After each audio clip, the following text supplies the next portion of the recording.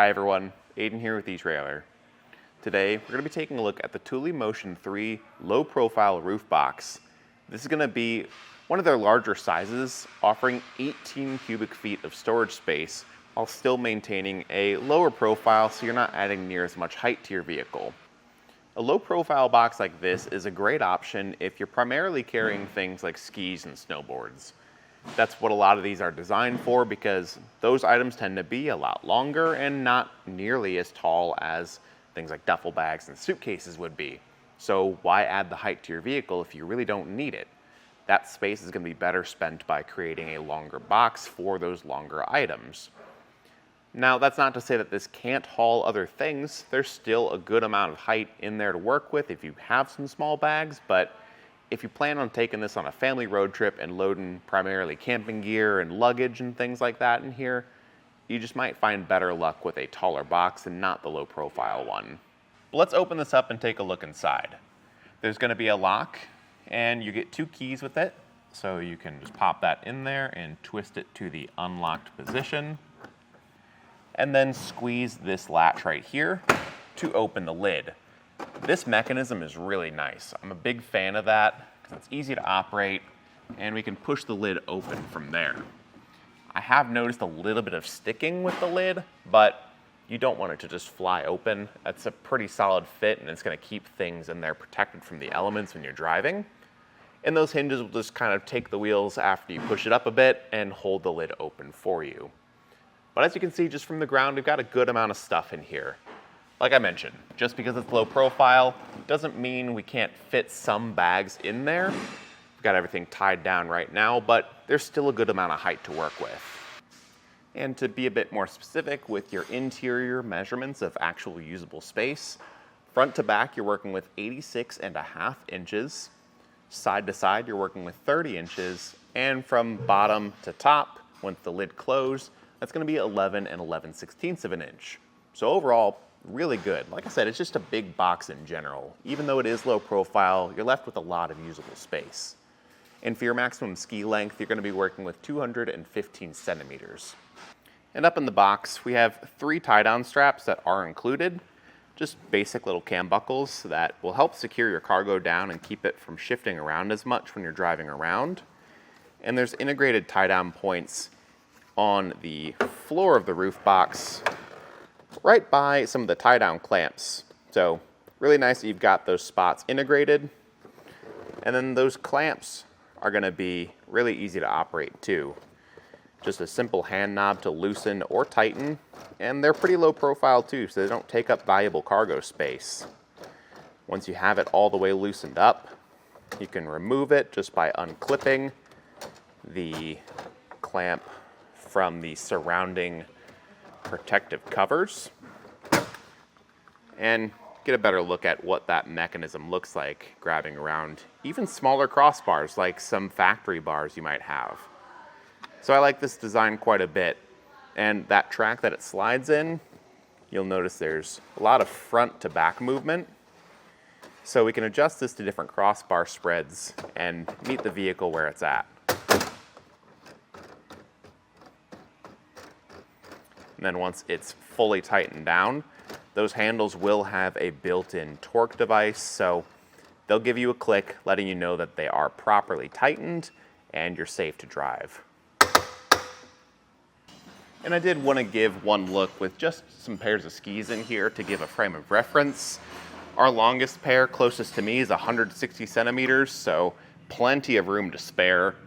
And plenty of room to line these up side by side, especially if you offset the bindings, without ever having to stack them on top of one another. The other thing is the raised sections that they'll sit on. It's going to keep any melted snow or just any water out of the things you put in here. They'll drain to these low points and your gear will remain elevated out of it. When you go to close the box, you probably noticed by now this gray strap that's hanging from the lid. That's to help you pull the lid down to you and give you a better handhold to grab by the actual handle. The handle is this matte black plastic, and it's going to really not pick up fingerprints and stuff like the glossy finish would. Plus it gives a nice handhold to just click that lid down into place once it is properly aligned. One of the lips at the back was grabbing a bit for us, but I'll show that one more time so you can see a bit better what that's looking like.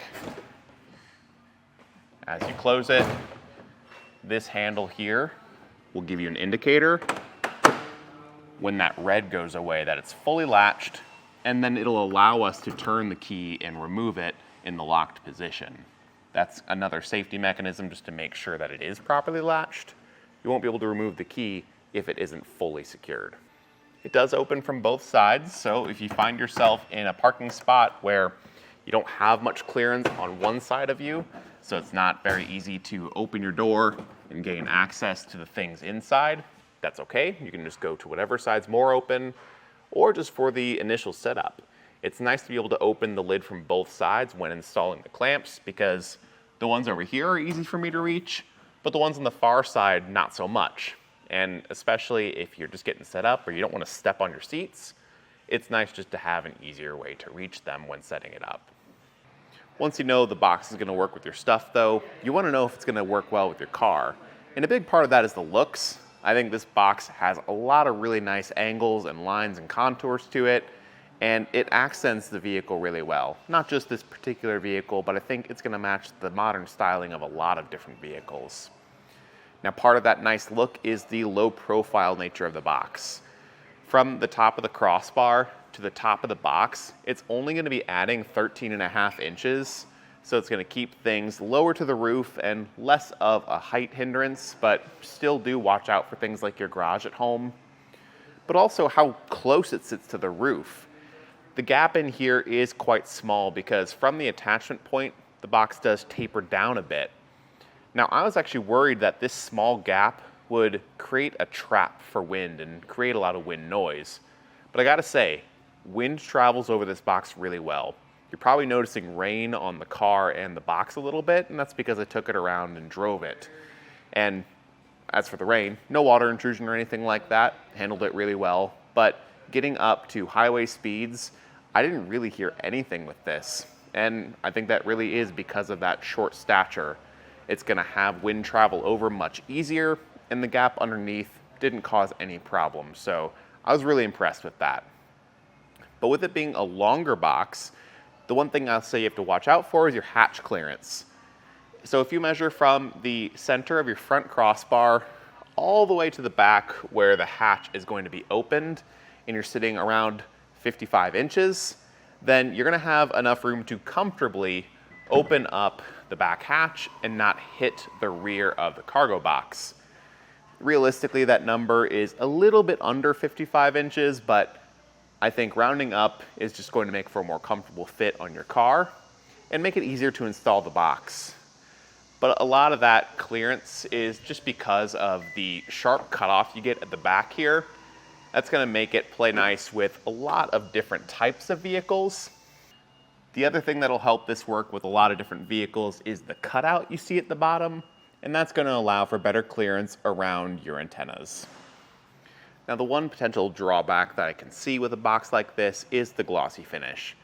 It looks great out of the box, and a lot of people like the glossy finish because it matches the vehicle paint a bit better, and some people like to use it as a sticker surface to show where they've traveled. That's pretty cool too.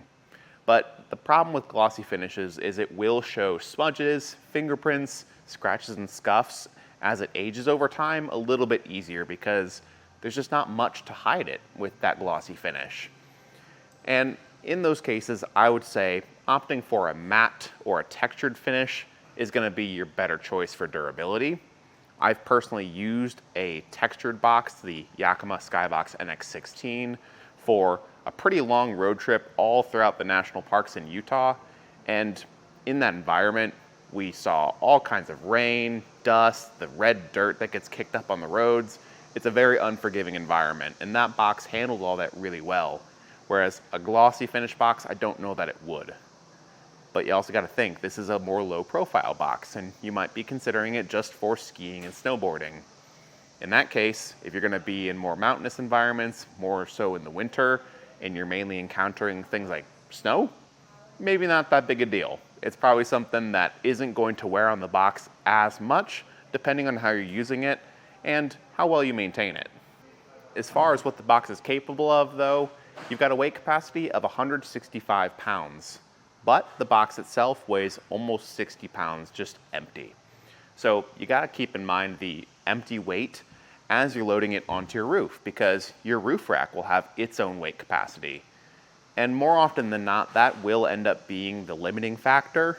So you just gotta look at all the things you're putting on your roof, everything that's holding it there, even just your own owner's manual, your roof capacity on your vehicle, and just go by the lowest rated component.